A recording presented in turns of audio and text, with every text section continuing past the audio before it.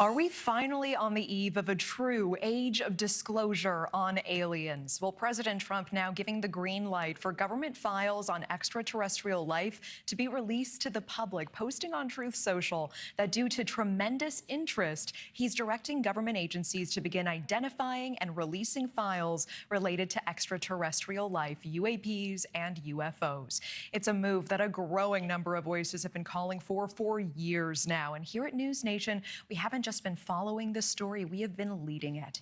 2 years ago, we brought you that eye-opening story of David Grush, the former Air Force intelligence officer who became a whistleblower and made allegations of a government cover-up of a UFO retrieval program. We covered a congressional hearing then and several since on the mysteries in our skies. But this latest action actually came just hours after former President Barack Obama said on a podcast that he thought aliens were real, leading to this response from President Trump. Barack Obama said that aliens are real. Have you seen any evidence of non-human visitors to Earth? Well, he gave classified information. He's not supposed to be doing that.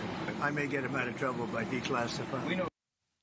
And with that, he did order the files to start to be released. But when will we see them and what will they contain? For more, we are joined by Avi Loeb, renowned theoretical physicist, Harvard professor, head of the Galileo Project. Professor Loeb, always so good to see you. Thank you so much for making the time tonight. Thanks for having me. You've been at the forefront calling on this for years now. Do you anticipate that we will have concrete proof of alien life after this, or will most of this be redacted? No, I think if government has it, we'll have some clues. It's possible that many people within government are unable to figure out what the data indicates, either because the data is inconclusive or because they don't have the scientific credentials to get to the bottom of it. But it's also possible that they have been doing it for a while and perhaps with the hope of gaining superiority relative to adversaries.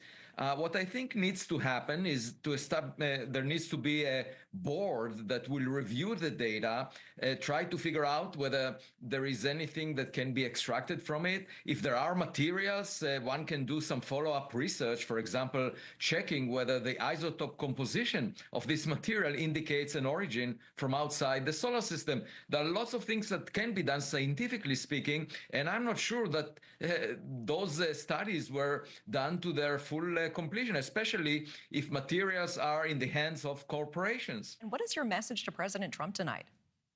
Well, my message is simple. We will have the State of the Union address pretty soon. Please include within it a statement about the state of the universe. Do we have a neighbor? And if we do, we will be all very excited, and it's just like finding a sibling to our family of intelligent civilizations.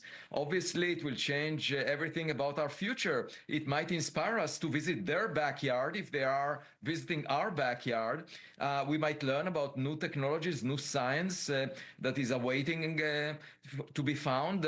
It will provide an answer to Enrico Fermi's question, where is everybody? The answer is right here. Right here. I mean, to that end, in your opinion, we have spent so much of our time looking at our skies. What is the likelihood of crypto-terrestrials or alien life already being here with us on Earth, perhaps under the ocean, for example?